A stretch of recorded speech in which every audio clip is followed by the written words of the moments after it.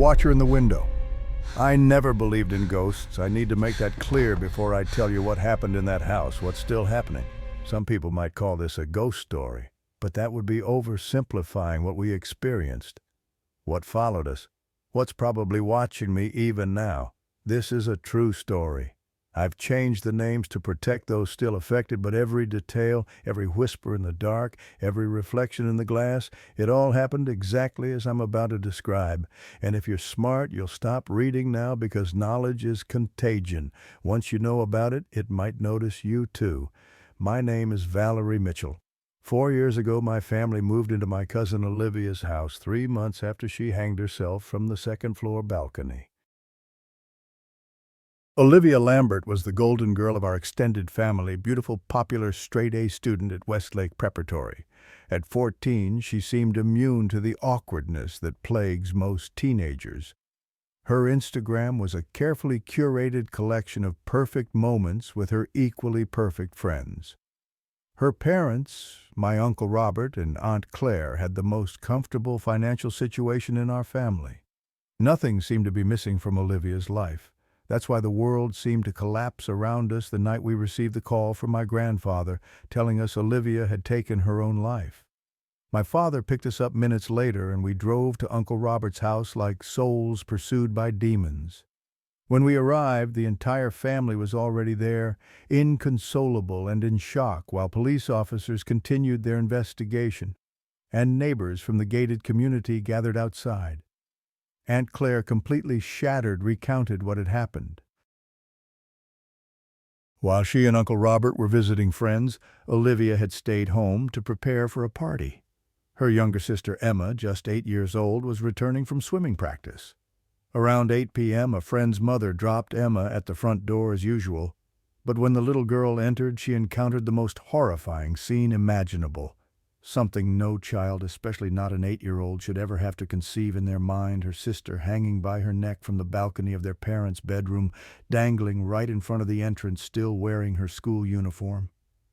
She just stood there frozen. Aunt Claire sobbed, her voice barely audible.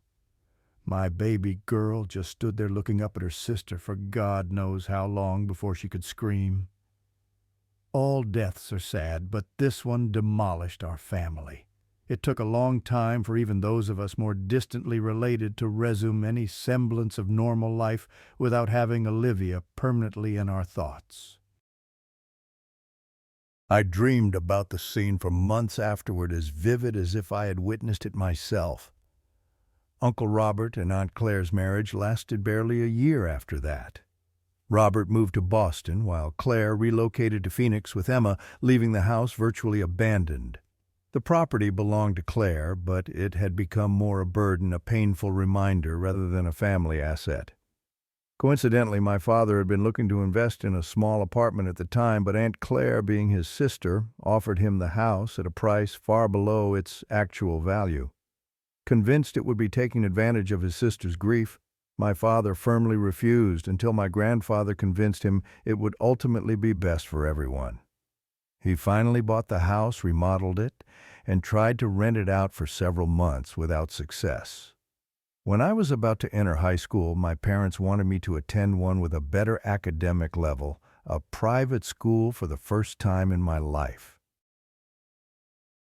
I was told I would be attending the same school Olivia had gone to since elementary, and it hit me like a bucket of ice water when they announced that due to the proximity to the school and their jobs, the most convenient option for everyone would be to move into the newly purchased house and sell the suburban home we'd always lived in.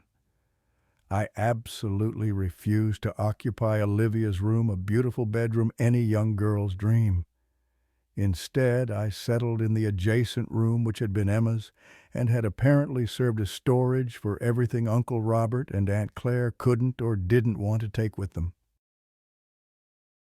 The first night I was so exhausted I fell asleep in the room, still full of objects and memories from better times in Olivia's family. I tried to relax, to forget the nightmares, to forget what had happened just feet away from me years earlier. I'd barely dozed off when a sound startled me. Awake, footsteps in the next room, in Olivia's room.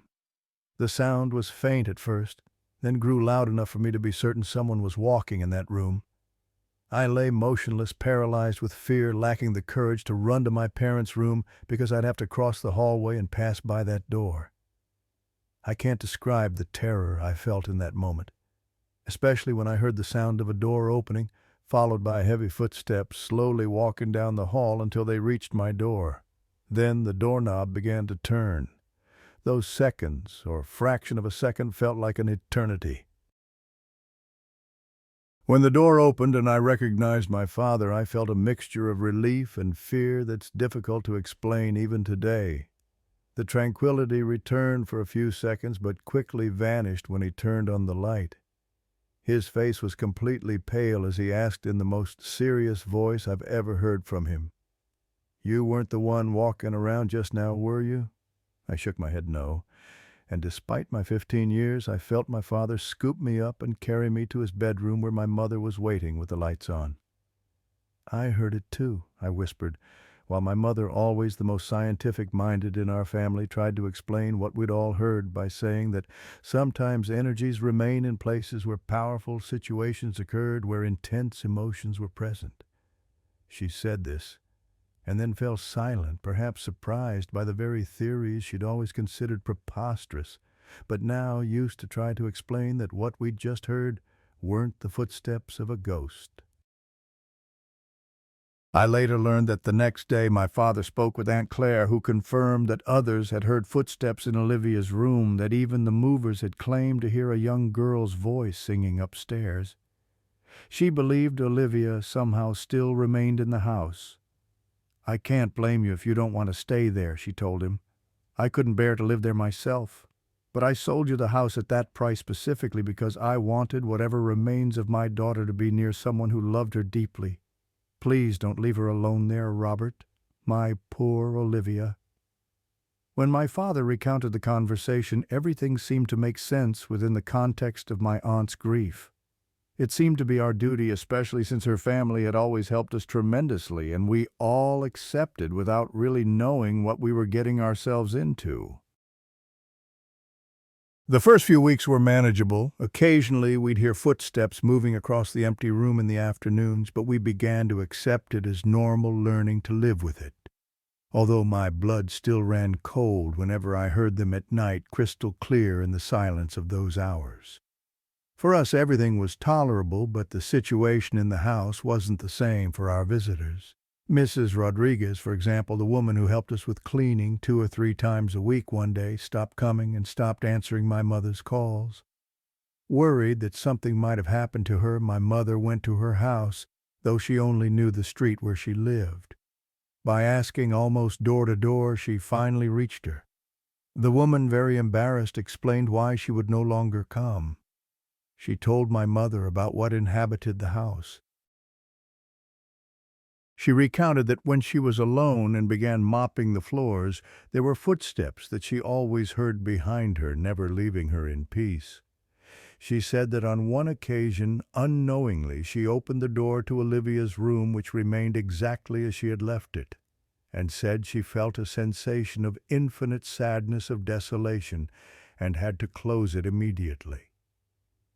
"The day I left never to return," Mrs. Rodriguez said, crossing herself, "I clearly felt 2 hands trying to push me down the stairs.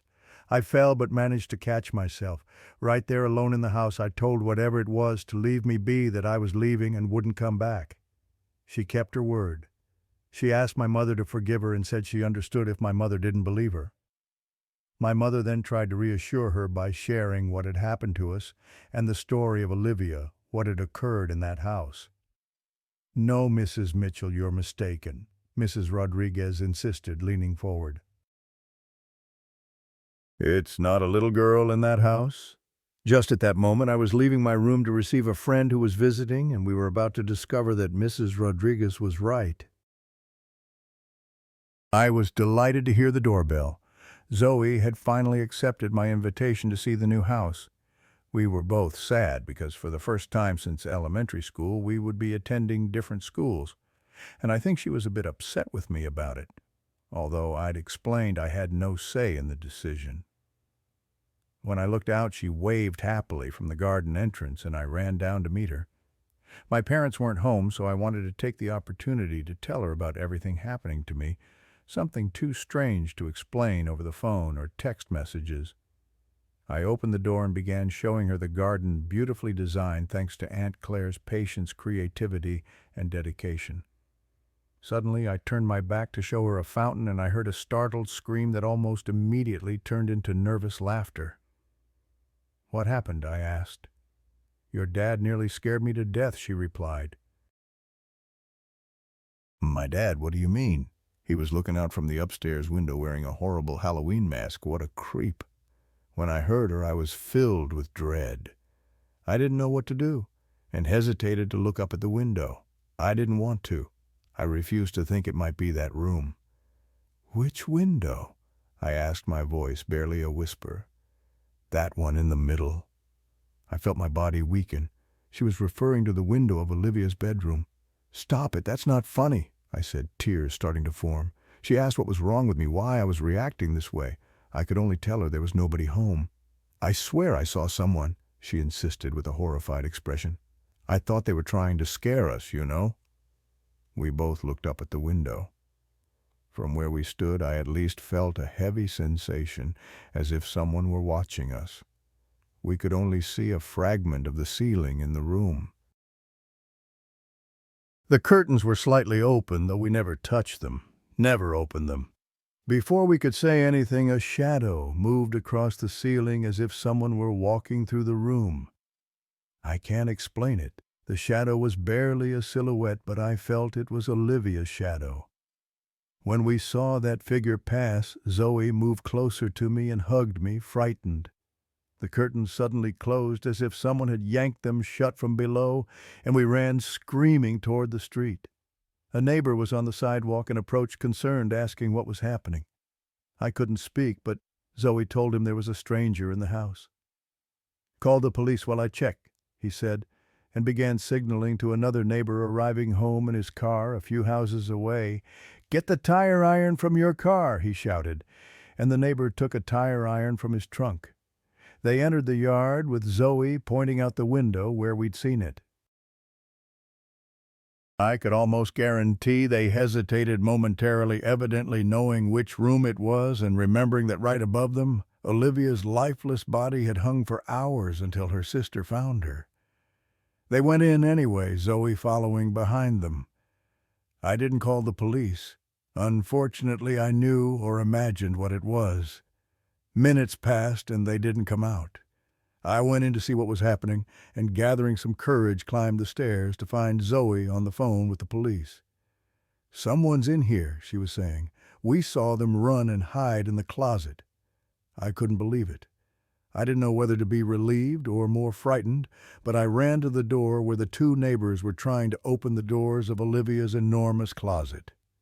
"Come out, you bastard, before the patrol arrives and you're in even bigger trouble," they shouted along with other expletives, using all their strength, almost hanging from the doors, but they wouldn't budge. The sound of the electronic gate at the car entrance caught our attention. One of the neighbors looked out the window and told me my parents were arriving. I started to leave with the other neighbor, but the creaking of the closet doors opening very slowly stopped us.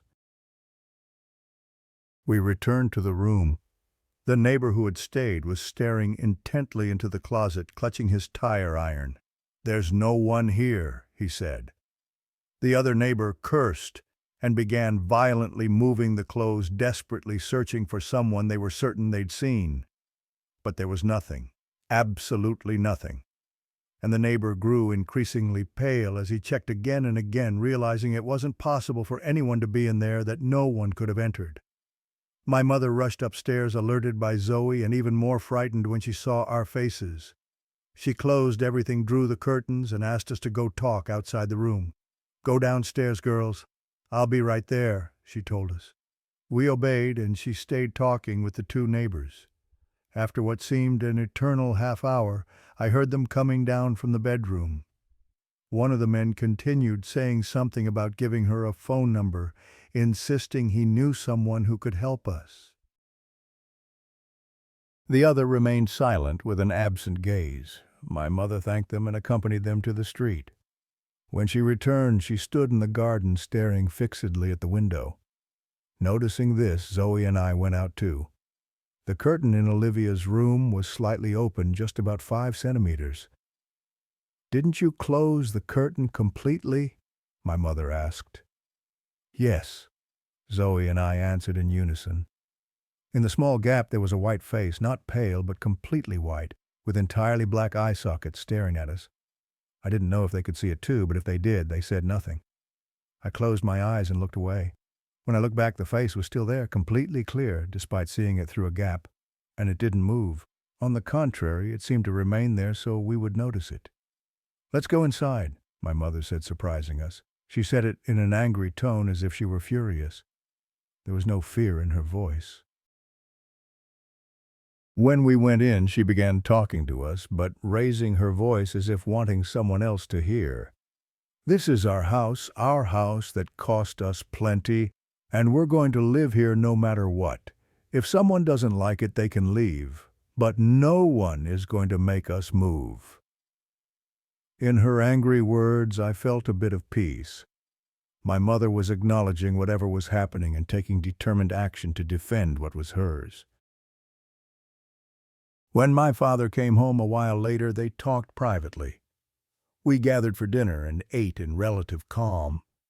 When Zoe's parents came to pick her up and I closed the door, I discovered that the tense silence accompanying us had broken, and my parents were arguing about how to handle the situation. Despite everything, my mother was still trying to be rational as one can be when discussing a supposed ghost inhabiting your house, while my father opened a drawer near the entrance, angry, and pulled out a pack of cigarettes he must have had from years before, as I hadn't seen him smoke in a very long time. He went outside, and my mother followed. I could hear them talking from the doorway. "We can leave now," my father said. "Put up a rental sign and be done with it." "Don't be absurd, please, David," she replied. "Why should we leave? What are we afraid of? When has a ghost ever hurt anyone?" When she said that, she fell silent. My father did too. I think at that moment they realized they were standing right beneath where Olivia had been found hanging. We couldn't ignore what was happening, the face in the window, the heavy footsteps heard at night, or the lighter steps that I always thought were Olivia's and that were only heard during the day, always coming from her room. I was looking forward to starting school to avoid spending so much time in that house, to distract myself, to meet new people and focus on homework for the first time in my life. My mother had begun to befriend the neighbor across the street. Her son Dylan attended the same school I would be entering, and both mothers thought it would be good for him to tell me a bit about the school before I started. Besides, at least I would have a familiar face during my first days. It turned out to be the complete opposite, and it had nothing to do with Dylan himself, but with everything revealed in our conversation, all we learned from each other. "Olivia was in my class since elementary school, did you know?" was the first thing he said when we met, and no, I didn't know. Dylan was a great person, but had a somewhat strange sense of humor, so he didn't have many friends except for a small group of equally odd kids with whom he hung out at school. Olivia, well, she was the complete opposite. She was a girl who got along with everyone, and everyone at school knew her. So despite greeting each other and sometimes sharing the walk to school with one parent or another, there was never a real friendship with Dylan. However, he seemed to know the story surrounding the suicide perfectly. He had been in contact with Olivia during her final weeks, and I was about to learn more things than were good for my mental health. "Have you ever felt anything strange in that house?" he asked. He asked without meaning to frighten me, but he added, "I'll tell you something. My little brother's window faces the front of your house, and he still sometimes comes to my room at night asking to sleep with me. He says there's a hanging girl in the house across the street. My mom scolds him for saying that and blames me. She says I must have told him what happened, but I've never said anything to him, and I find that very strange, especially with all the weird things Olivia experienced toward the end." When he finished telling me this, it hit me like a bucket of ice water. My mother had been very careful not to mention anything about the strange things happening in the house, that even the neighbors who helped us that day had said all the commotion was about a thief trying to enter through the back door. What Dylan was telling me had nothing to do with what had happened to us. He was telling me the truth because it had happened. When I started at Westlake Preparatory the following Monday, I quickly realized how difficult things would be. Olivia had been extremely popular and everyone knew what had happened. Somehow they all knew about me too, that I was her cousin and now living in her house. I swear they were almost afraid of me. No one seemed to want to talk to me, and Dylan came to my rescue during free periods, inviting me to hang out with him and his group of friends, all obsessed with card games, comics, movies, video games, and music I hadn't known until then. "We already knew something was going to happen to your cousin," Marcus said, a nearly 6'3" boy, slightly overweight with a childish face despite his budding beard, who appeared to be the leader of the group. "She came to us asking about certain things she had discovered." "What kind of things?" I asked. "Things, videos," he continued. "You'll understand eventually. Your cousin had very strange interests." Among the things she searched for online, and I'm not talking about the dark web or anything like that, I'm talking about accessible pages, YouTube videos with no privacy protection other than having dozens of random numbers and letters in the title. I don't know how she found them. I don't know how she started falling into that rabbit hole. But it affected her badly, Marcus said, his voice dropping to almost a whisper. Dylan remained silent while the others talked about how people could become self-suggestible when encountering strange videos online. I noticed this, and later when we were walking home alone, I asked him why. "I don't think it was just suggestion," he said. "Nobody kills themselves because of suggestion. Your cousin didn't lack for anything. At school, they say it was because she discovered one of her friends was going to date her ex-boyfriend and the whole group knew except her. But I don't think that would affect her like that." He paused as if regretting something he was about to say, and suddenly said goodbye halfway down the road and started walking back toward school.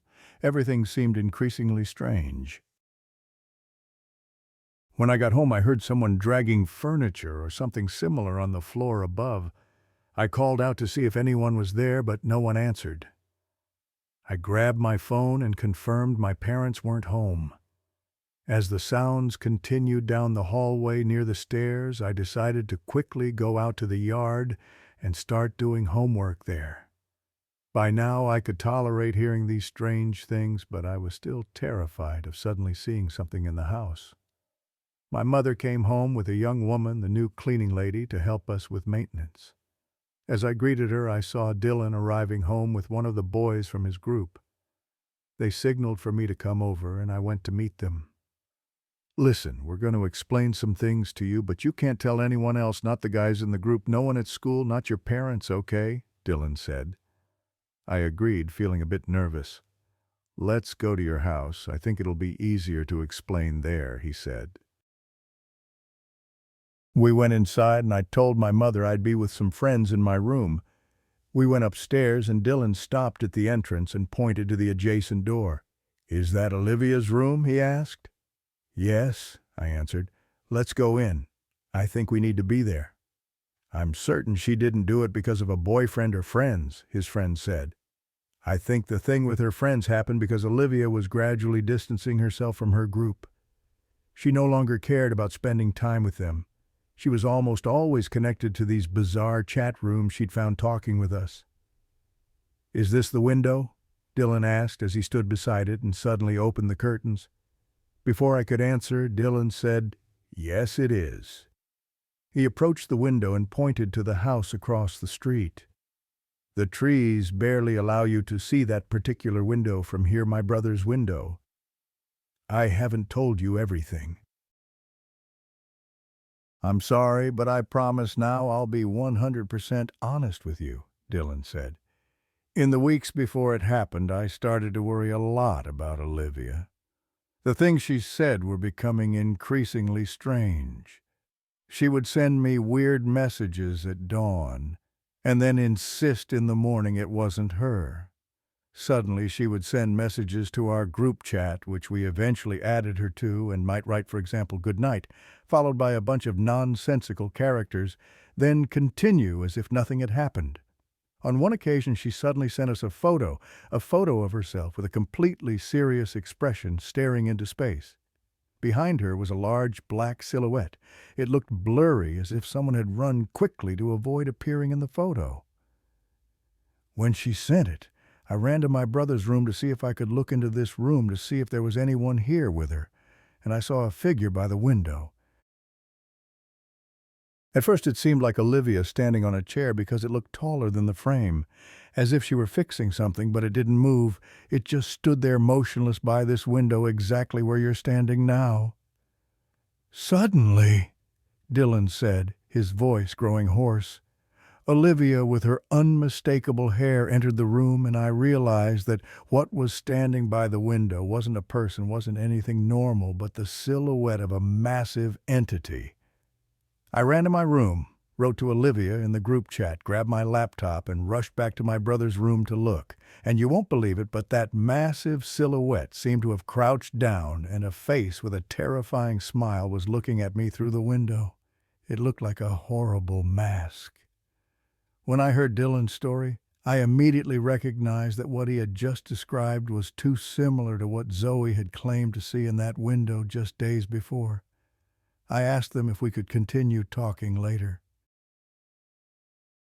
They said goodbye and left, and I stayed in the kitchen with my mother and Natalie, the new girl. Footsteps sounded on the floor above, and Natalie went pale.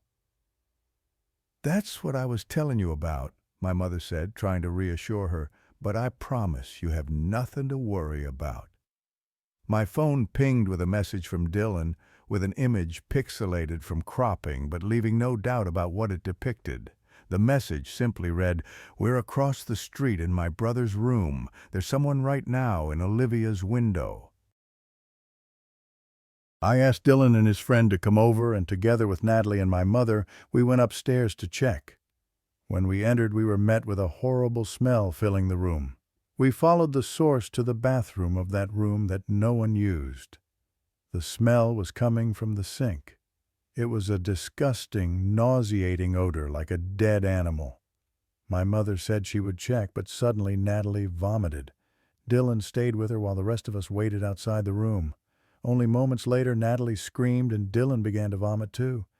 We quickly ran in, alarmed to find that she had pulled a large clump of blonde hair from the sink, tangled with what looked like coagulated blood. The smell was horrific, and the rest of us had to suppress our own nausea. I kept the photo of the demon in the window for a long time. I still have it on my old computer, and I even once saw it on a paranormal forum, though I have no idea who posted it, where they claimed it had been taken in another city. Natalie lasted only a week with us. After that, her sister began coming instead, and she stayed much longer. Her sister told us that since being with us, Natalie had become very sensitive to negative things, to supernatural things. She strongly felt the presence of a girl in the house and attributed it to Olivia. She claimed she could see her reflected behind her when she cleaned near a mirror or glass cabinet. She found clumps of blonde hair in sinks throughout the house. She endured for a few days until someone or something pulled her hair very hard. When that happened, my mother was in the kitchen, and no matter how hard she tried, she couldn't convince Natalie to stay with us. We couldn't blame her.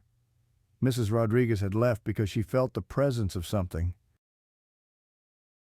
Natalie left because she felt Olivia's presence. It seemed strange that one hadn't spoken of the presences the other felt. Each sensed something particular. The strange thing about Natalie was that, according to her sister, she afterward even saw strange things in her own home.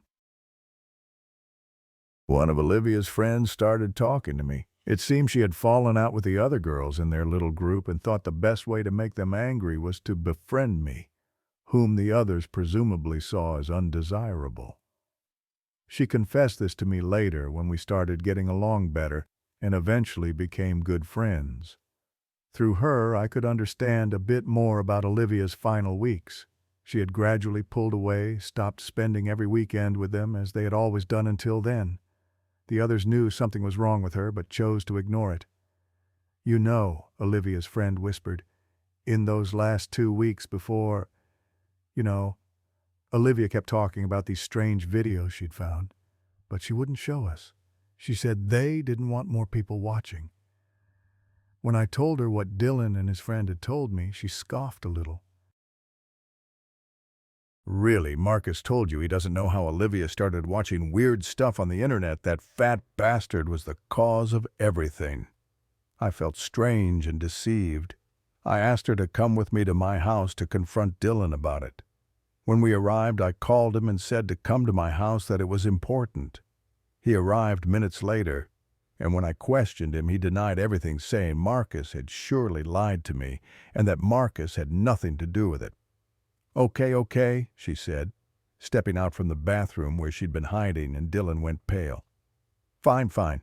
I haven't told you the whole truth, but that's because I didn't want you to get too involved in this," he said, and she responded with a sarcastic smile. "I guess it's a little late to worry about that." "Have you noticed where you're living and what you have to endure every night?" It seemed everyone knew this strange side of Marcus, not just the boys in his group, but the rest of the class and other students at school, and even some teachers. But no one knew for sure what it was all about. "Have you seen the videos?" she asked, and I shook my head. It was a kind of club that only a few could join, and somehow no one knows exactly Olivia got in. With greater confidence, she told me something very strange. Since Olivia's suicide, they had been receiving messages from Olivia's Facebook account. Very strange messages, photos of Olivia with each of them, but in which Olivia's face appeared distorted with almost demonic features. "Messages from the dead," she shivered. "At first we thought someone was joking, but then the messages started revealing secrets that only Olivia knew. They had discussed this among themselves, and it had left them even more emotionally affected.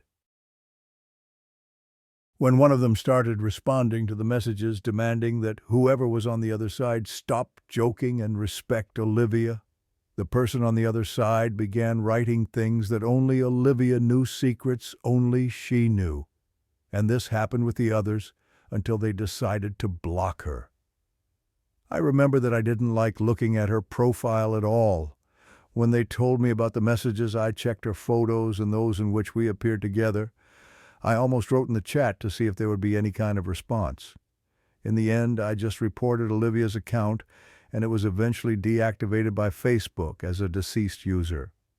The day the Facebook account was canceled, I heard commotion in Olivia's room, footsteps and things moving. The water faucets in the bathroom turned on, and we had to go in to turn them off. Things got worse that night. When I was trying to sleep, I suddenly heard different footsteps, the heavy footsteps in the hallway. I was surprised that my parents didn't wake up this time. Whenever things got too intense, my father would usually come for me and take me to their room. That particular night, they heard nothing. I tried to ignore the noises, the footsteps, and put on music in my headphones as usual, but suddenly a loud thud startled me, something heavy in the adjacent room. I felt the vibration on the floor. I removed my headphones and listened carefully.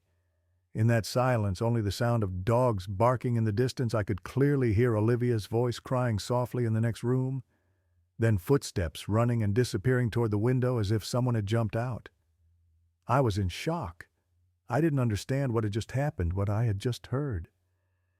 There was a sound coming from the yard from near the trash cans. I looked out, and there, standing in the darkness, I could clearly see Marcus looking up at Olivia's window, oblivious to me or not realizing I was watching him. For a moment I felt that everything was clear, that somehow Marcus was responsible for everything, that he might have been in the room moments before and had jumped out. These are conclusions one draws in fractions of a second as I rushed out of the room to the yard to confront Marcus. I could see him escaping at full speed as I was going outside. Suddenly, I felt something wrong behind me, and it wasn't Marcus or his escape. Right beside me, just out of the corner of my eye, I could see the silhouette of Olivia's feet dangling. I stopped feeling like ants were crawling up my legs, back, and arms. I knew I needed to run inside and escape, but my legs wouldn't respond. I was frozen. Still looking sideways, I saw the hanging figure gradually moving toward me. I summoned strength from fear and ran inside. I swear that in 3 seconds I ran through the house, up the stairs, and began knocking on my parents' door. Without turning around, I clearly felt that the hanging figure was moving down the hallway behind me, approaching me. For some reason, their bedroom door was locked this time. When my mother opened it, I rushed in and jumped into my father's arms, begging them to close the door because there was something in the hallway. They couldn't see anything when they looked out. My father, looking out the window, said there were people at the house across the street, Dylan's house, which was strange because they slept very early, and it was past 3 a.m. I sent Dylan a message, and he only replied that we would talk in the morning. "Is everything okay?" I asked. He only answered with a definitive no. The light footsteps beside us continued to be heard all that night. Later, I learned that Marcus had awakened Dylan by calling him and asking him to come outside just as he was escaping from my house. He told Dylan it was an emergency. When Dylan went outside, Marcus gave him a list that seemed freshly written in hurried handwriting. They were links, handwritten links, apparently from memory, to YouTube videos. You'll understand," he kept repeating, and ran off as soon as he gave them to Dylan. The angle and trees didn't allow him to see clearly toward my house, but Dylan affirms that when he turned, he could see in the distance between branches and leaves Olivia hanging in the same place where she had taken her life. I didn't tell him what I had seen at that exact moment, but I certainly believed him. I didn't want to watch the videos. I tried, but I couldn't. Dylan decided to show them the next day to a teacher who was very close to their group. Marcus never returned to school. The links were reviewed by school staff, but not by the police. It seems they weren't interested in reopening the case to see if Olivia's suicide had been induced in some way by someone else. I know they went looking for Marcus at his home, but he only lived with his older brother, who assured them he didn't know where his little brother had gone. The strange occurrences in the house intensified after that night. My parents tried to maintain a sense of normalcy, but I could tell they were increasingly disturbed. My father began staying up late, sitting in the kitchen with a baseball bat, claiming he was just getting some work done. My mother started having frequent migraines and would sometimes pause in the middle of a conversation, her eyes fixed on something none of us could see.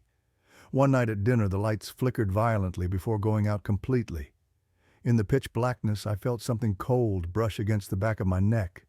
By the time my father found the flashlight, my mother was weeping silently, her hand clasped over her mouth. "I saw her," she whispered when we asked what was wrong. "I saw Olivia standing behind you, Valerie, but her face, it wasn't her face anymore." After that night, I started sleeping in my parents' room. We'd pull the mattress from my bed and place it on their floor. Some nights I'd wake to find both of them sitting upright, staring at the door, listening. Always listening. I began to dread going home after school. The house felt like a living thing, watching and waiting. The only peace I found was at school, though even there I was an outcast. The girl who lived in the suicide house, Olivia's strange cousin, who hung out with the weird kids. Dylan and I grew closer, united by our shared knowledge of what was happening. His friend never came to my house again, claiming he got violently ill every time he tried to approach our front door. But Dylan seemed almost fascinated by it all, like he was conducting his own investigation. "I've been researching," he told me one day as we walked home. "Those YouTube videos Marcus showed me, they're part of something bigger, something people online call the Cerberus Ritual." Cerberus, like the three-headed dog from Greek mythology. He nodded. "The guardian of the gates to the underworld." "That's what these videos are supposed to be, gates." "Gates to what?" I asked. though part of me already knew the answer. To whatever's on the other side, to whatever Olivia found. A week later, I was sitting in my calculus class when I received a text from Dylan that made my blood run cold. "Check Olivia's Facebook now." I quickly pulled out my phone and searched for her profile, the one I'd reported and that had been deactivated. It was active again. Not only active, it was streaming live. The video showed Olivia's empty room my house filmed from an angle I couldn't place. The bed, the desk, the closed curtains. Nothing moved in the frame. The view count showed 13 people watching. The comments were flying by too quickly to read. I texted Dylan, "Are you seeing this? Who's filming in our house?" His reply came seconds later. "No one is. That's Olivia's old laptop. It's supposed to be in storage with her other things." I felt sick. I raised my hand, asked to be excused, and ran to the bathroom where I vomited until my throat burned. When I returned to class, the live stream had ended. The profile was gone again. That night I couldn't sleep. I lay awake on my mattress on my parents' floor, staring at the ceiling, listening to their deep breathing. Around 3 a.m., I heard a notification from my phone. A friend request on Instagram from an account named Olivia_watching you. The profile picture was of the hallway outside my parents' bedroom, taken from about a foot off the ground. I declined the request, turned off my phone, and curled into a ball, willing the sun to rise faster. The next morning, both my parents looked exhausted. My father had dark circles under his eyes, and my mother's hands trembled as she poured her coffee. "I've been thinking," my father said quietly. "Maybe we should consider moving. This house, it's just a house. We can find another one." My mother, who had been so determined to stand her ground, simply nodded. "I think you're right. I don't think we're welcome here anymore." "What do you mean?" I asked, though I already knew. She looked at me with tired eyes. "Last night I woke up and saw something standing over you while you slept. At first I thought it was your father checking on you, but then I saw him asleep beside me. Whatever it wasn't alone. There were others behind it, watching." My father reached across the table and took my hand. "We'll start looking for a new place today." I should have felt relieved. Instead, I felt a creeping dread. Somehow I knew it wouldn't be that easy.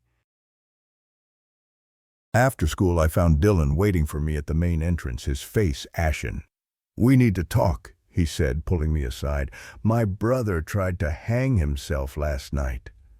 My heart dropped. "Oh my God, is he okay?" "My mom found him in time. He's at the hospital now." Dylan's voice cracked. "Before they took him away, he kept saying he saw Olivia in his room telling him to join her. Valerie, he's 8 years old. He shouldn't even know how to—" He couldn't finish the sentence. I hugged him tightly, feeling his body shake with silent sobs. "There's more," he whispered, pulling back and wiping his eyes. "I found this in his room." He handed me a crumpled piece of paper with a child's handwriting. "The Watcher wants more. It always wants more." Below the text was a crude drawing of a figure with a white face and black holes for eyes, standing in what looked like a doorway. "Dylan, what's happening? What is this thing?" He looked at me, his eyes haunted. "I don't know, but I think it's spreading, like a virus, from Olivia to Marcus to my brother. And who knows how many others through those videos?" "And us," I asked, my voice barely audible. "We've seen it too now, haven't we? We're part of it." As we stood there, my phone buzzed with a notification. A text from my mother. "Where are you? Please come home right away. Something's happened." I showed Dylan the message, and he insisted on coming with me.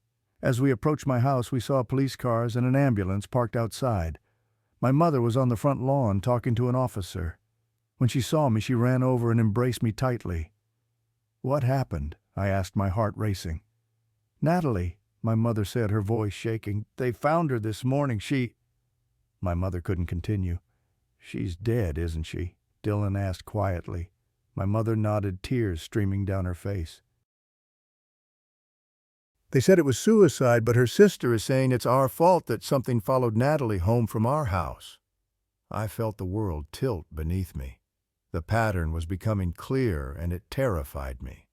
As the paramedics wheeled out a covered body from the house across the street, Dylan's house, I realized with horror that it wasn't just Olivia's room, or even our house. It was watching all of us now. The Watcher in the Window, Part 3.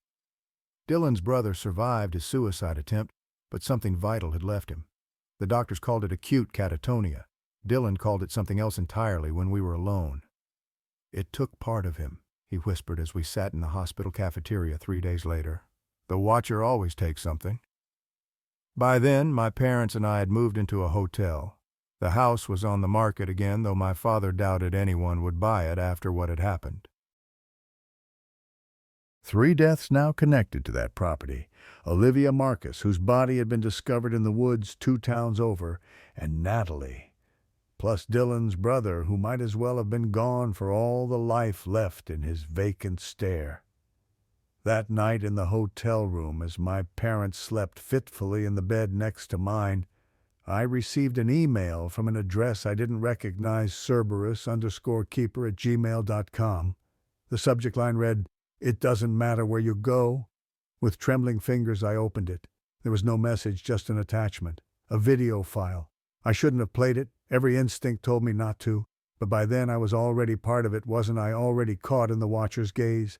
The video showed the interior of our hotel room, filmed from the corner ceiling.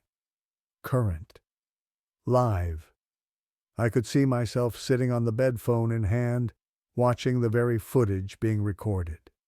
I slowly raised my eyes to the corner where the camera should have been. Nothing was there. Nothing physical, anyway. I deleted the email, turned off my phone, and curled up between my parents like I hadn't done since I was a small child. But I didn't sleep. I couldn't. Because every time I closed my eyes, I saw that white face with black holes, where eyes should be smiling at me from the darkness behind my eyelids. 2 months passed. We moved 3 more times from the hotel to a short-term rental, then to my grandparents' house, and finally to an apartment across town. My parents never said it out loud, but I could tell they were trying to outrun whatever had followed us from Olivia's house. It didn't work. The footsteps followed us everywhere, sometimes light like a child's, sometimes heavy and deliberate. My father installed security cameras that would mysteriously stop working at 3:14 a.m. every night. My mother started seeing a therapist who prescribed medication that made her distant and foggy. I stopped going to school after I found a crude drawing on my locker, a stick figure hanging from a noose with my name written beneath it. Dylan was the only person who understood what was happening to me. His family had moved too, leaving their house just days after his brother's hospitalization. We kept in touch through text messages and occasional video calls, though he never showed his face, just his voice coming through as his camera showed his bedroom ceiling or wall. "I found something," he told me one night, his voice a hoarse whisper, "about the Cerberus Ritual. There's a professor at Georgetown who's been researching it for years. Professor Elena Vasquez. She calls it a psychic contagion." "What does that mean?" I asked. "It means it spreads from person to person like a disease." I could hear him shuffling papers. "But there's more. Marcus had a journal. His brother found it hidden in their basement after Marcus disappeared. He gave it to me yesterday." "What does it say?" Dylan was quiet for so long I thought we'd lost connection. Finally he spoke. "It's mostly ravings, lists of numbers, drawings of the Watcher. But there's one coherent entry from the night before Olivia died. It says, 'I showed her the videos, thinking it would free me.'" If more people see it, the Watcher's gaze gets divided weaker. But I was wrong. It doesn't divide its attention. It multiplies. Now there are 2 of them. One watching me, one watching her. I've made it stronger. A cold weight settled in my stomach. So every person who sees the videos creates another Watcher or lets another one through. I don't know exactly. Dylan's voice cracked. "Valerie, how many people have we told about this? How many more have we dragged into it?"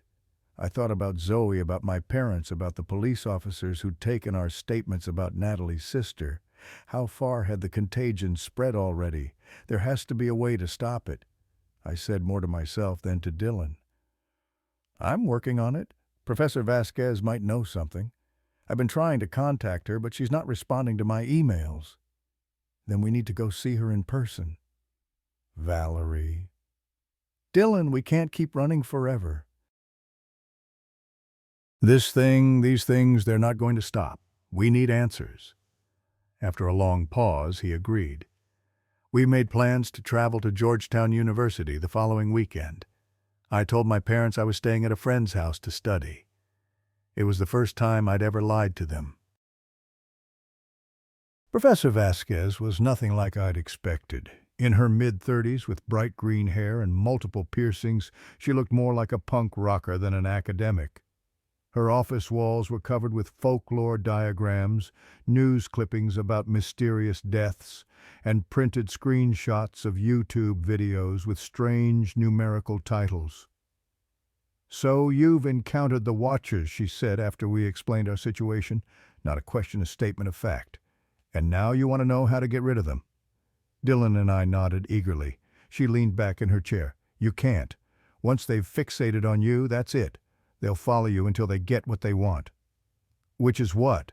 I asked, my mouth dry. "A way in." She gestured to the various images on her wall. "These entities, I call them threshold dwellers, exist in the space between realities. They can't fully enter our world on their own. They need an invitation, a doorway opened willingly." "The videos," Dylan said. "Exactly. The Cerberus Ritual videos are designed to create a momentary crack in perception. A brief alteration in consciousness that lets these things peek through. But to actually cross over completely, they need something more substantial. Like suicide, I whispered, thinking of Olivia, of Marcus, of Natalie. Professor Vasquez nodded gravely. A life willingly surrendered creates the perfect doorway. That's why they torment their victims. Follow them, whisper to them, show them horrors until suicide seems like the only escape. But it's not an escape, it's exactly what they want. "So how do we stop them?" Dylan pressed. "As I said, you can't get rid of them, but—" She hesitated. "There might be a way to close the doorway, to perform a counter-ritual that seals the threshold." Hope flared in my chest for the first time in months. "How?" "It's not easy, and it's definitely not safe. The ritual requires gathering all living people in the chain of transmission, everyone who's been directly exposed to the Watchers at the origin point." "Olivia's house," Dylan said. "Yes. At 3:14 a.m., the Devil's Hour stretched, you would need to perform a binding ceremony using elements of the original ritual inverted. Videos played backward, patterns reversed. But most importantly, you need a unanimous rejection. Every person in the chain must explicitly deny the Watcher's entry." "And if someone isn't willing to participate?" I asked. Professor Vasquez's expression darkened. "Then it won't work. The chain has to be complete." As we left her office with pages of notes and a list of supplies, I felt a mixture of hope and dread. We had a potential solution, but gathering everyone affected would be nearly impossible. Some were dead. Some, like Dylan's brother, were practically catatonic. Others might refuse to participate out of fear or disbelief. Still, we had to try. Over the next week, Dylan and I compiled a list of everyone we knew had been directly exposed to the Watcher phenomenon. Me, Dylan, my parents, Zoe, Dylan's parents, his brother Olivia's friend from school, the 2 neighbors who had helped us that day, and potentially others we weren't even aware of. We started making contact, explaining as best we could without sounding completely insane.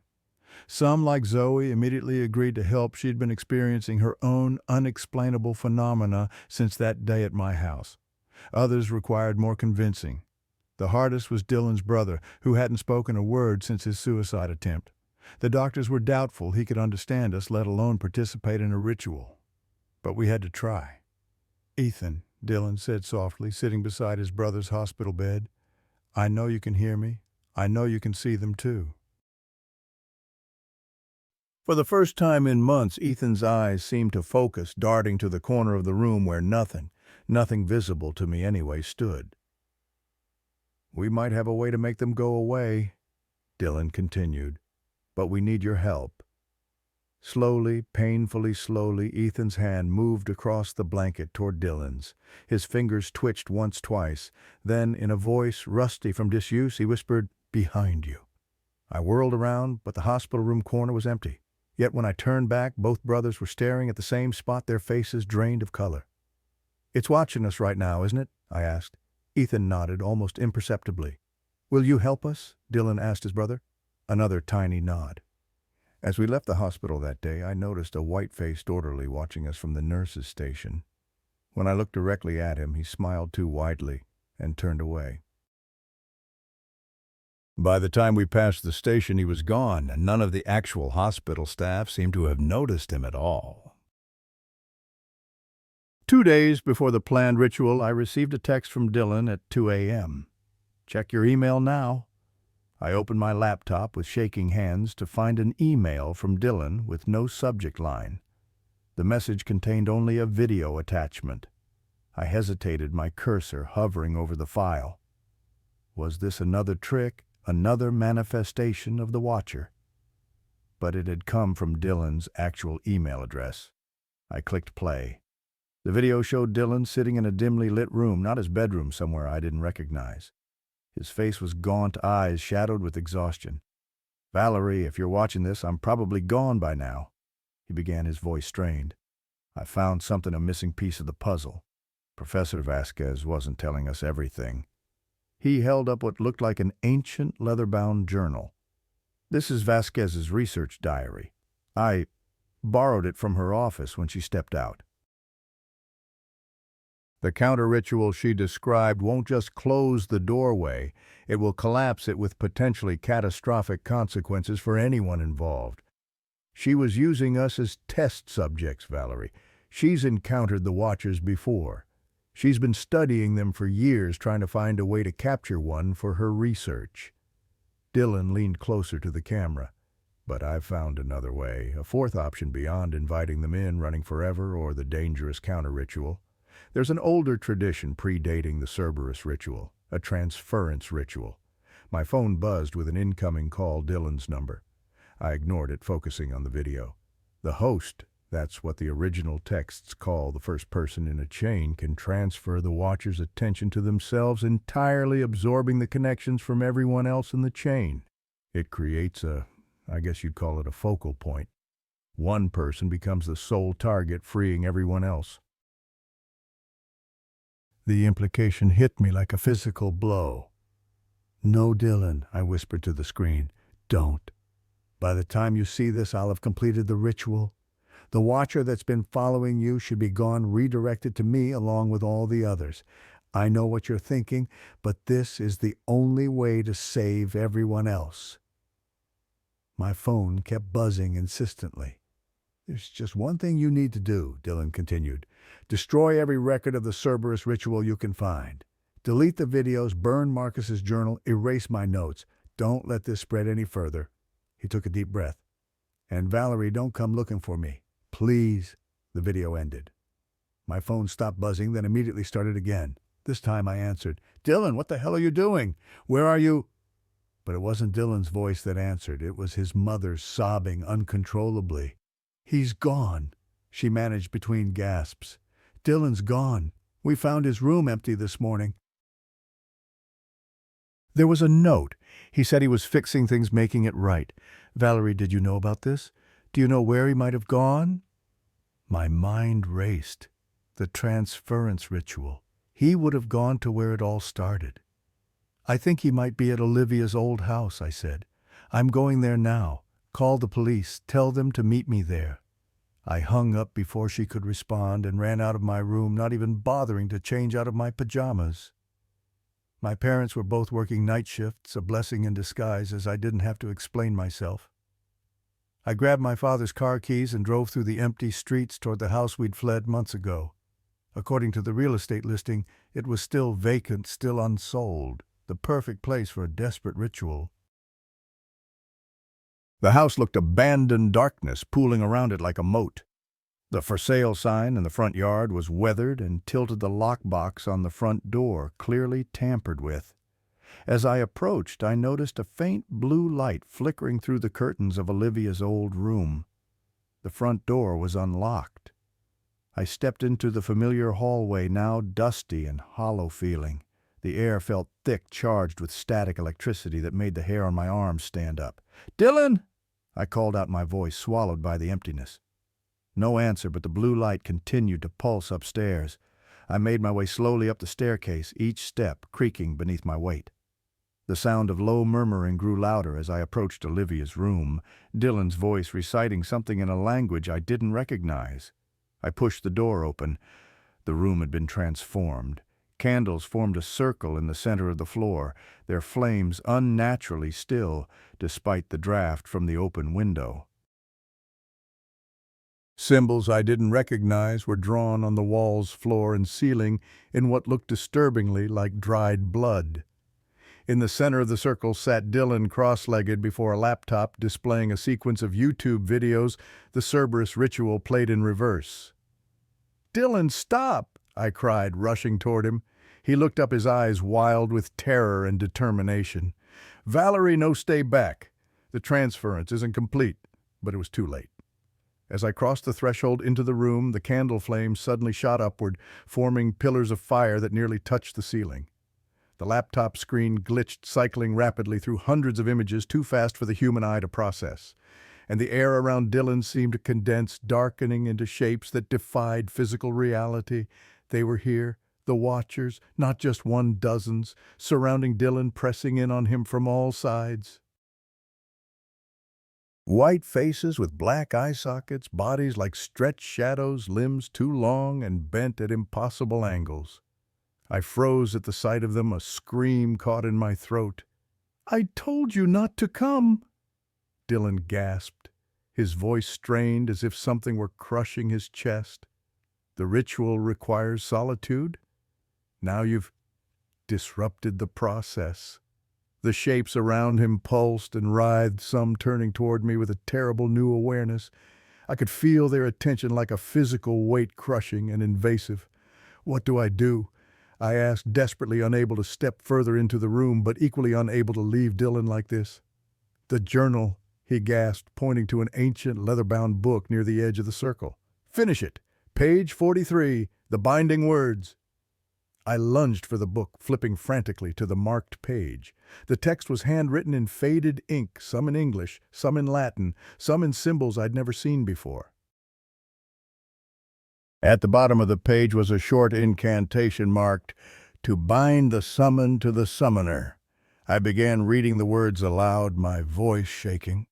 The language was unfamiliar, the syllables heavy and awkward on my tongue. With each word, the shadows around Dylan seemed to shiver and contract, pressing closer to him. Dylan's face contorted in agony. Blood began to trickle from his nose, his ears, the corners of his eyes. "Keep going," he managed through gritted teeth. I read faster, forcing the strange words out, watching in horror as the shadows began to merge with Dylan's body, seeping into his skin like ink into paper. His back arched in pain, a silent scream frozen on his lips. As I spoke the final word, every candle in the room extinguished simultaneously.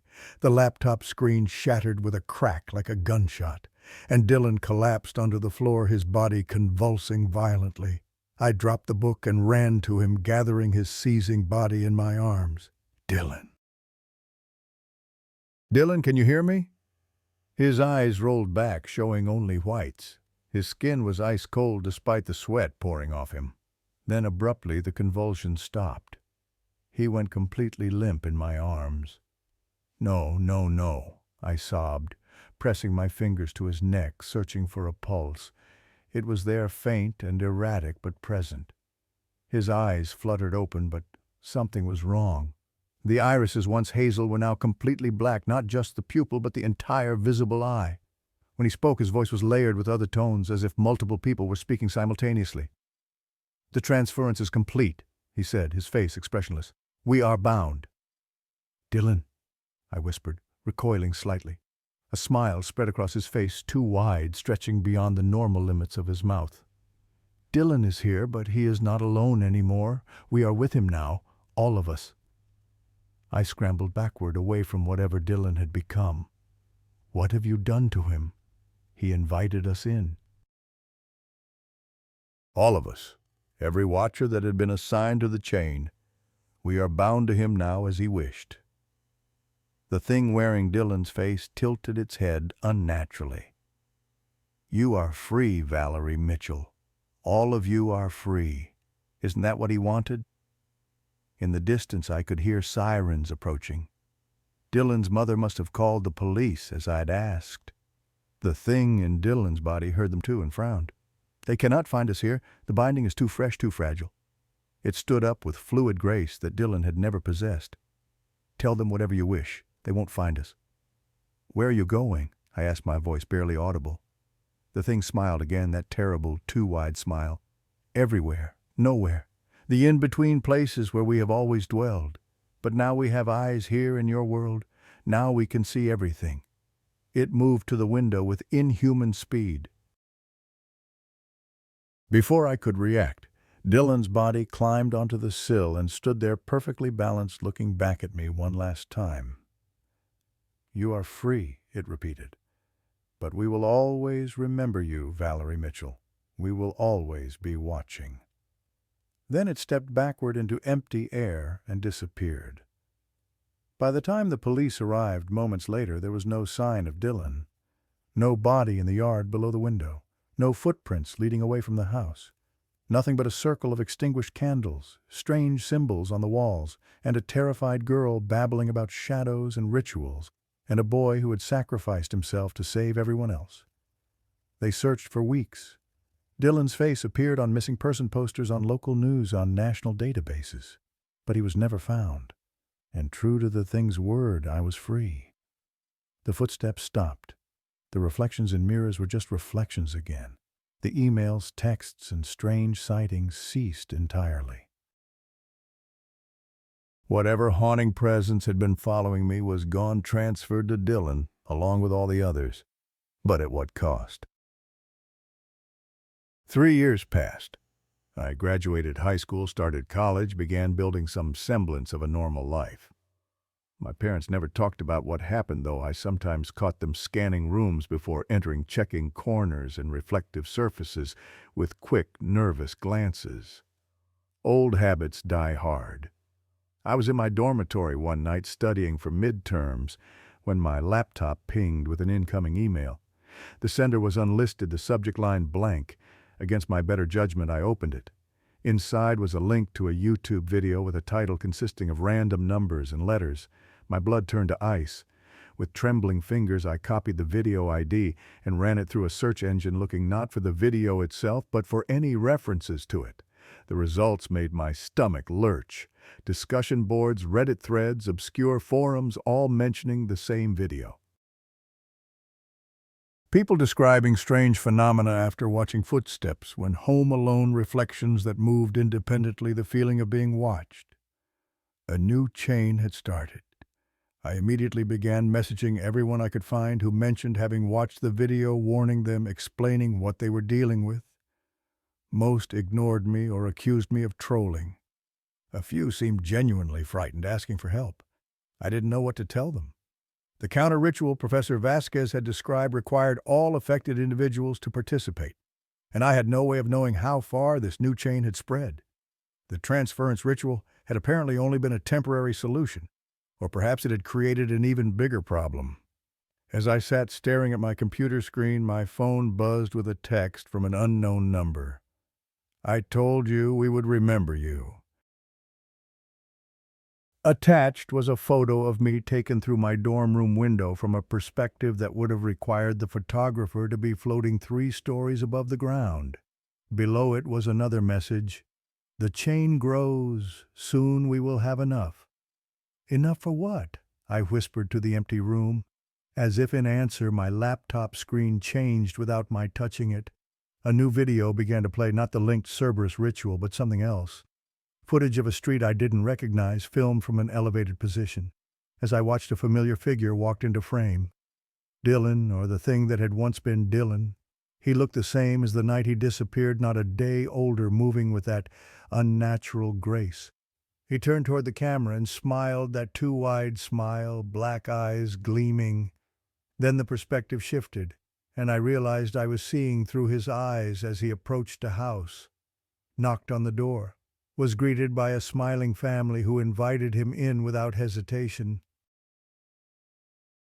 The video cut off, but not before I glimpsed multiple reflections in the family's hallway mirror, reflections of white faces with black eyes standing behind each family member, visible to the camera, but apparently unseen by the people themselves.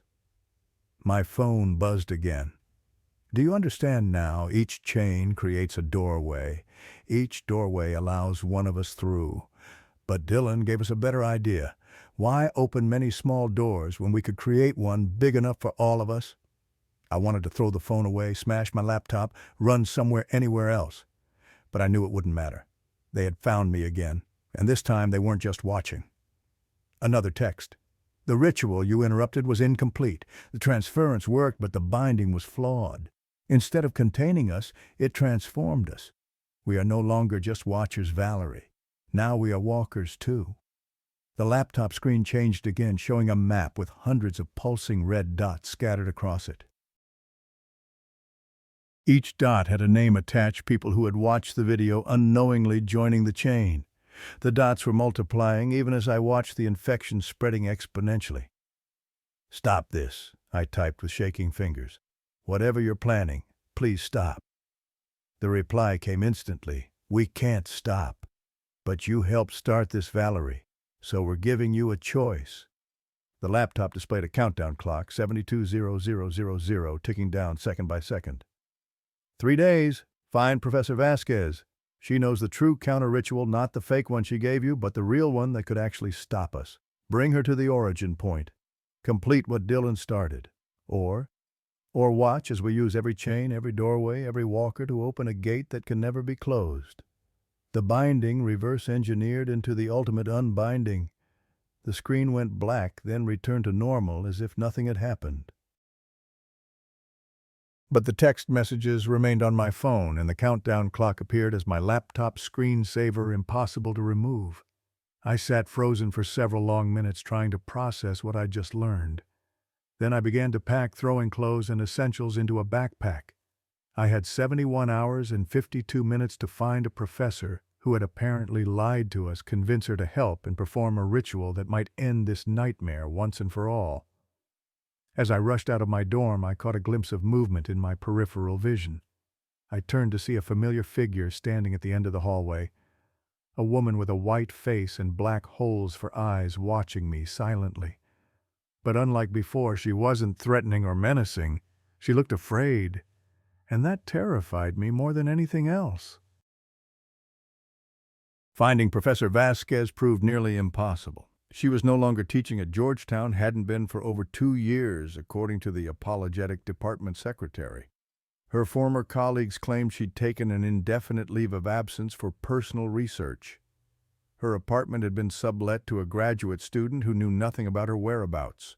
With the countdown at 43 hours and dwindling, I was running out of options. I'd driven up and down the East Coast, following tenuous leads and dead ends. My phone regularly buzzed with updates on the spreading infection, the red dots on the map now numbered in the thousands, covering most of North America and spreading to Europe and Asia. I was sitting in a roadside diner, nursing my 4th cup of coffee and fighting exhaustion, when someone slid into the booth across from me. "You look terrible," said a familiar voice. I jerked up, spilling coffee across the table. Sitting opposite me was Dylan, but not the Dylan who had disappeared that night. This was Dylan as he should have been after 3 years older, his face more defined, hair shorter than he used to wear it. "You're not him," I said flatly, reaching for my car keys. "No, I'm not," he agreed, his eyes normal hazel, not the bottomless black I'd last seen. "But I'm not one of them either. I'm what's left of Dylan Wheeler, the part they couldn't absorb, couldn't corrupt. That's not possible. Neither are entities from another dimension that stalk people through YouTube videos, yet here we are." He offered a sad smile. When the transfer happened, something went wrong. They got most of me, my body, enough of my consciousness to access my memories and behaviors. But a fragment escaped. I've been drifting, watching, gathering strength. I studied him carefully. He seemed solid enough, his reflection visible in the diner window, his hand leaving condensation marks on the water glass he touched. "Why show yourself now?" I asked cautiously. "Because they're right about one thing, Vasquez knows the true counter-ritual. But they're wrong about where to find her." He pushed a napkin across the table with an address scribbled on it. "She's been hiding from them preparing. She knew this day would come." "Why should I trust you?" His expression softened. "Because we shared a milkshake at Henderson's diner the day before I disappeared, and you told me about the scar on your left knee from falling out of your treehouse when you were 7. Because I called you Val, even though you hate nicknames and you never corrected me. Because I'm still trying to save you even now. Those were details the Watchers couldn't have known, things that happened when we were alone, unobserved.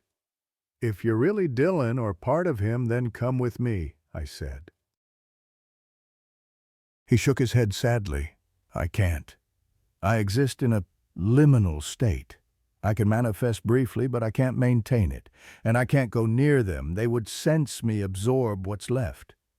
He glanced at his hand, which was becoming slightly translucent. "I don't have much time. Find Vasquez. Tell her the fracture is complete. She'll know what it means. Dylan, wait." But he was already fading, his form becoming misty and indistinct. "Be careful, Val. What they want isn't just to enter our world, it's to erase the boundary between worlds completely. No more doors to open because there would be no more walls." His last words hung in the air as he vanished entirely. "I'm still watching over you." The address led me to a remote cabin in the Catskill Mountains, miles from the nearest town. As I navigated the narrow dirt road leading to it, my phone lost signal, the countdown frozen at 16 hours, 12 minutes. The cabin looked abandoned, windows dark, no vehicle visible. But smoke rose from the chimney, and as I approached the front door, I could smell something burning that wasn't wood, herbs, maybe, or incense. Before I could knock, the door swung open. Professor Vasquez stood in the doorway, a shotgun aimed at my chest. Her green hair was now gray at the temples, deep lines etched around her eyes and mouth that hadn't been there 3 years ago. She looked like she'd aged 20 years, not 3. "Professor Vasquez," I said, raising my hand slowly. "My name is—" "I know who you are, Valerie Mitchell," she interrupted. "The question is, are you still you—" "The fracture is complete," I said, quickly remembering Dylan's message. Her eyes widened slightly, but the shotgun didn't waver. "Where did you hear that phrase? From Dylan Wheeler? Or what's left of him?" She studied me for a long moment, then lowered the gun with a sigh. "You'd better come in.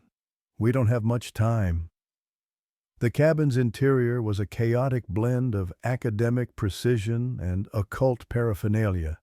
Books and papers covered every surface, interspersed with candles, strange artifacts, and what looked disturbingly like weapons designed for non-human anatomy. "You lied to us," I said as she closed and triple-locked the door.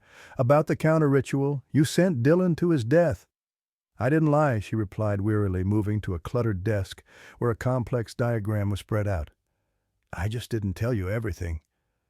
The counter-ritual I described would have closed individual doorways, yes, but it would have also alerted them to my research. I couldn't risk that, not when I was so close." "Close to what?" She gestured to the diagram. "The true nature of the Watchers. They're not demons or ghosts or aliens as various mythologies have labeled them. They're interdimensional parasites that feed on consciousness. Our consciousness." I moved closer to examine the diagram. It depicted our reality as a membrane with the Watcher's realm pressing against it from the other side, creating thin spots, thresholds where passage was possible. For millennia, they've been limited to stealing consciousness one victim at a time, slipping through small tiers created by specific rituals, Vasquez continued. But now they've evolved. The Cerberus Ritual was their first digital vector, a way to spread their influence exponentially through modern technology. And Dylan, what happened to him? Her face darkened. Wheeler stumbled upon the transference ritual in my notes. It was theoretical, untested, a way to potentially trap a watcher by binding it to a willing host. But he tried to bind not one, but dozens simultaneously. The result was unexpected. He became one of them. Worse, he became a hybrid human consciousness merged with multiple watcher entities, the perfect vessel for their ultimate goal. She tapped the center of the diagram. A living doorway. The countdown on my phone suddenly reactivated, now showing just under 15 hours. "They're coming," I said, showing her the screen. "They gave me 3 days to find you to complete what Dylan started, but I don't understand what that means." Vasquez's expression shifted from academic detachment to something like fear. "It means they need both of us. The original ritual requires 3 elements, the first in the chain, the last in the chain, and the one who understands the chain. Olivia was first," I realized. "I'm last, and you're the one who understands." "Precisely. And with Wheeler as their vessel, they can channel enough power to force the ritual completion with or without our cooperation." She moved swiftly around the cabin, gathering items into a backpack. "We need to go, now. Go where they'll find us, wherever we—" "Not where, when?" She pulled back a rug, revealing a trapdoor with a complex symbol carved into it. "I've prepared a temporal displacement ritual. It won't stop them permanently, but it will buy us time to prepare the true countermeasure." "Which is what?" She handed me the backpack, her expression grim. "We fight fire with fire. They've created a hybrid. We need our own. And there's only one consciousness they can't corrupt or control because it's already been fragmented and survived." Understanding dawned. "Dylan, the part that escaped them." She nodded. "The fracture's complete. Wheeler's consciousness split when the binding failed, part taken, part freed.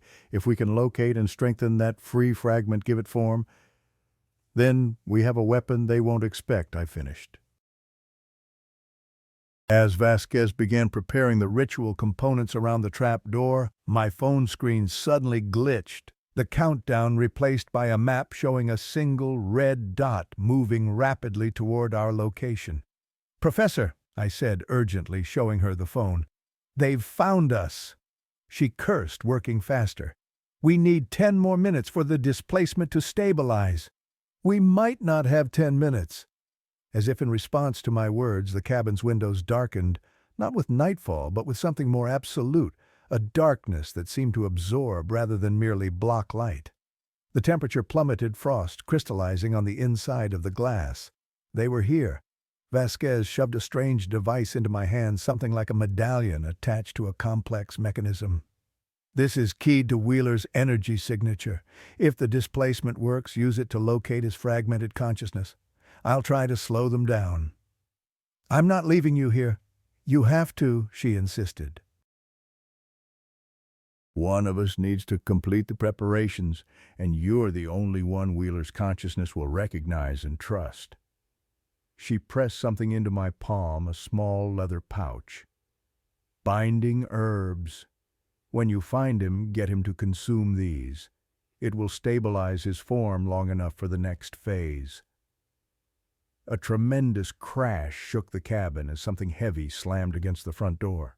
The locks held, but the wood splintered ominously. Vasquez pushed me toward the trap door. "Go, the displacement is almost ready." Another crash, and the door frame cracked. Through the widening gap, I could see not the forest outside, but a writhing darkness, punctuated by pale faces with endless black eyes. And at the center of the mass, stepping forward with that terrible fluid grace, was Dylan's body, older now, but still recognizable despite the completely black eyes. The thing wearing his face smiled when it saw me. "Valerie," it said in that layered voice, "we've been looking for you." Vasquez shoved me onto the trapdoor symbol and threw a handful of powder into the air.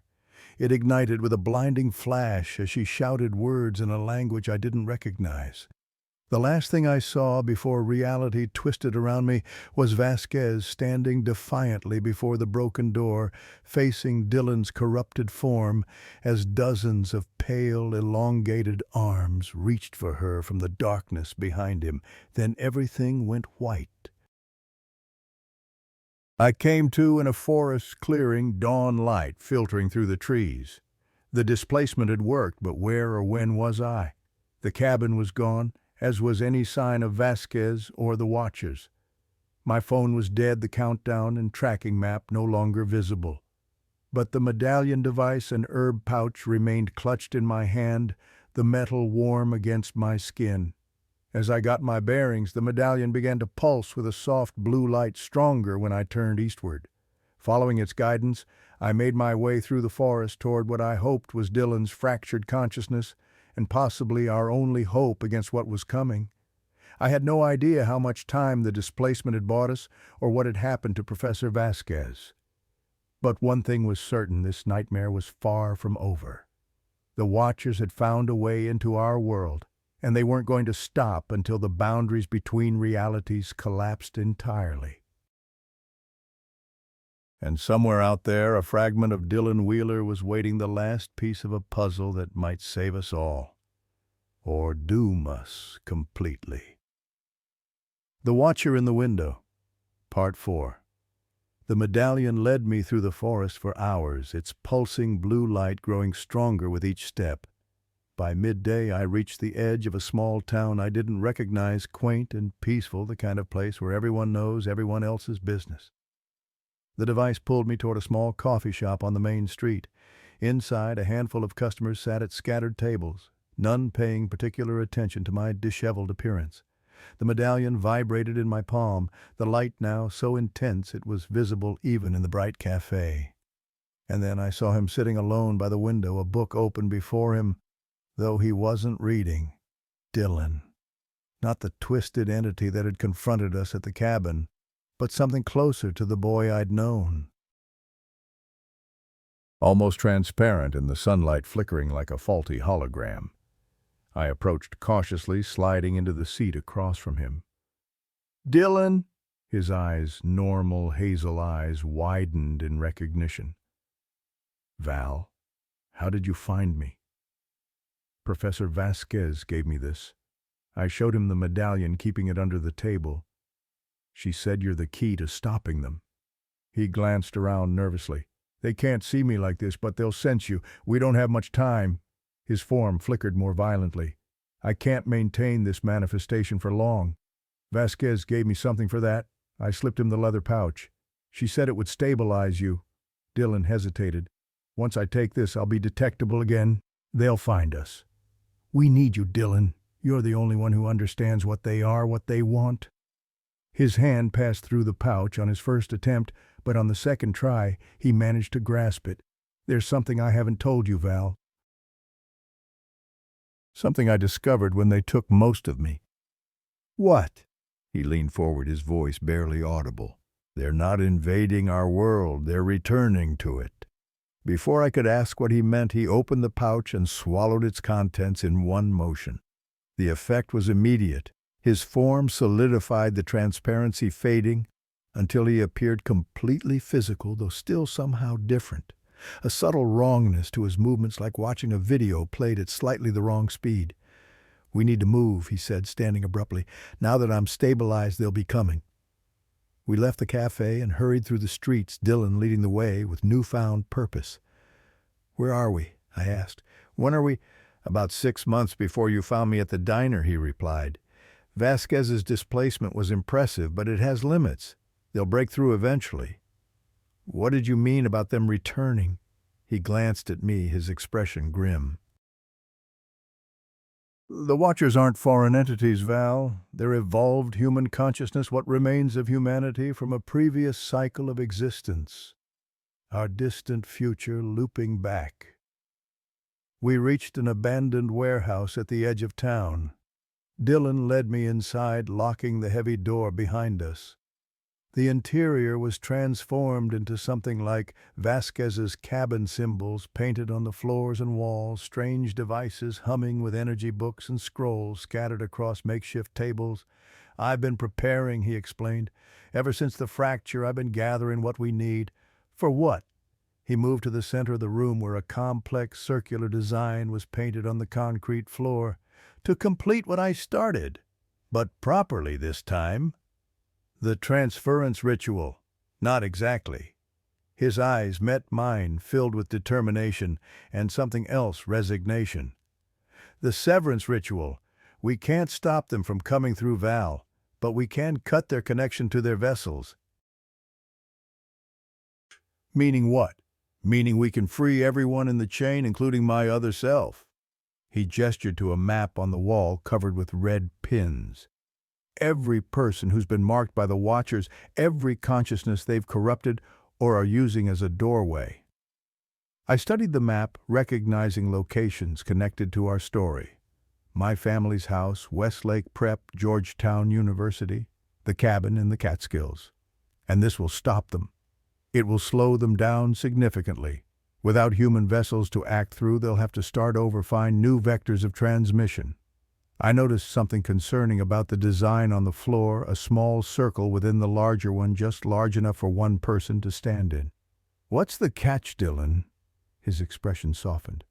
"The ritual needs an anchor, someone who's been touched by them but has resisted complete possession.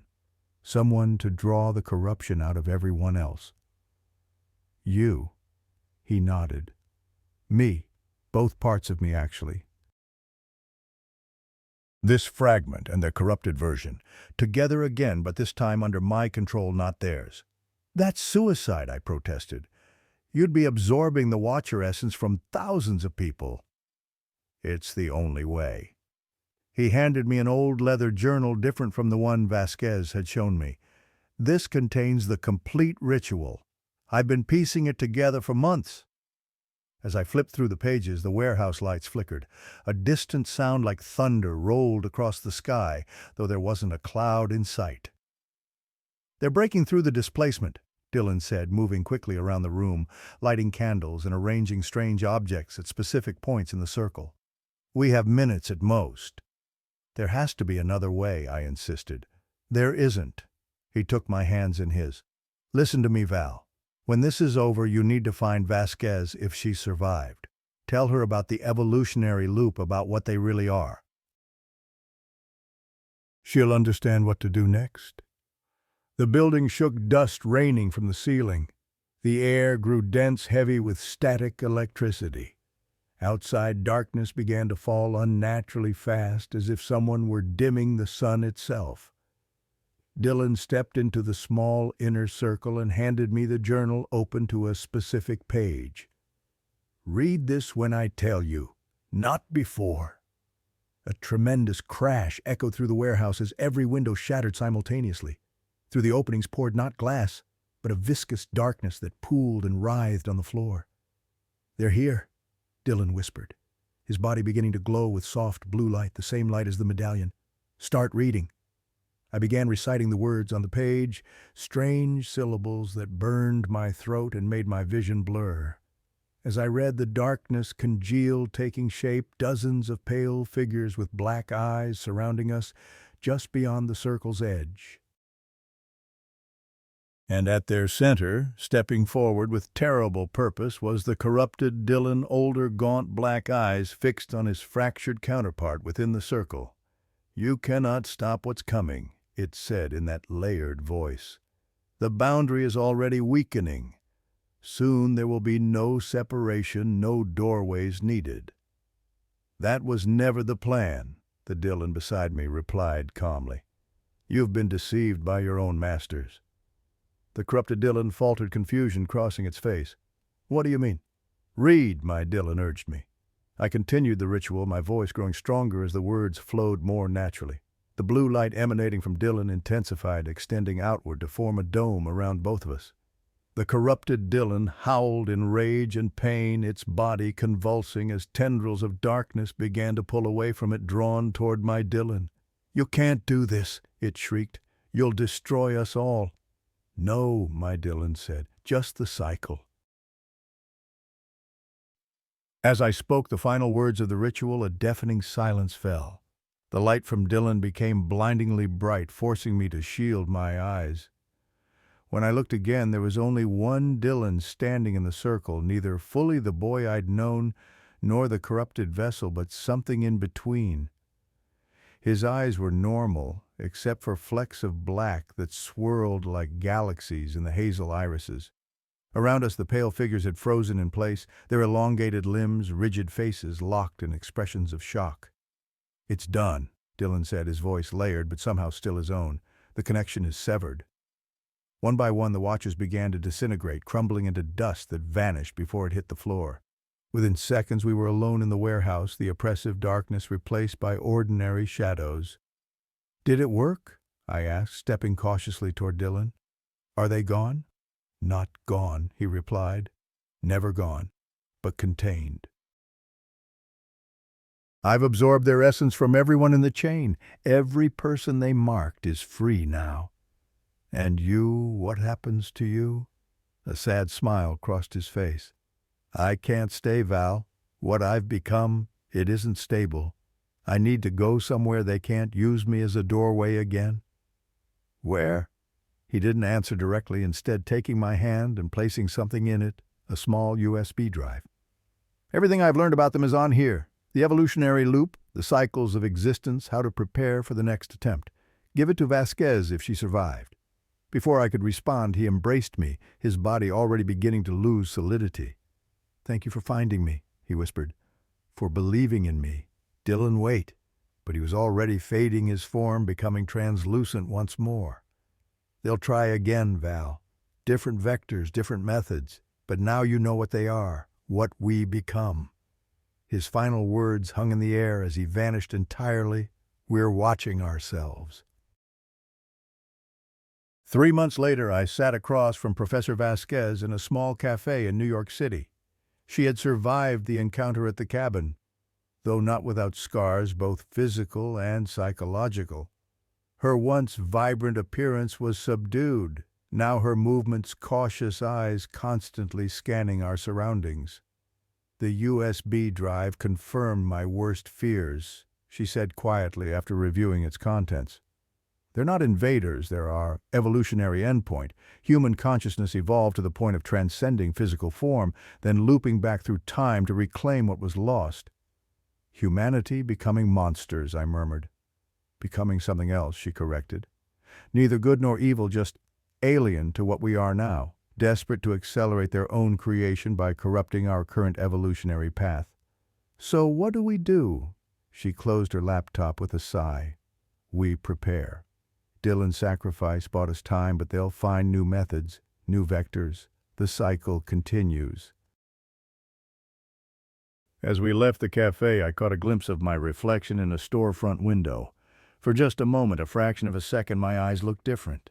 Darker, with tiny flecks that swirled like distant galaxies. I blinked and they were normal again. But the question remained whispering in the back of my mind. Had Dylan truly contained all of them?